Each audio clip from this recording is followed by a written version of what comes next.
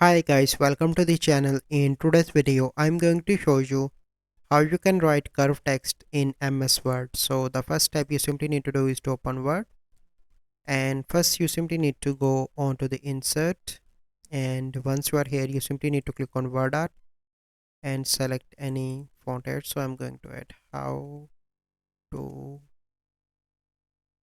write curved text. So this is, then you need to click here and select this option. So curved text is our main topic. So then you simply need to move it here like this.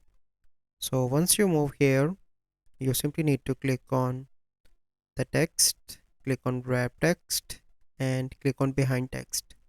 Once you done that, you simply need to click here to the text effect, click here, click on transform, and you need to select the first one, and then you need to move like this,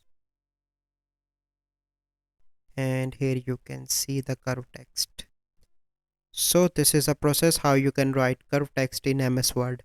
So I hope you find this video helpful. If you find this video helpful, must like this video, subscribe to our YouTube channel for future videos. We'll see you in the next video. Thank you. Have a good day.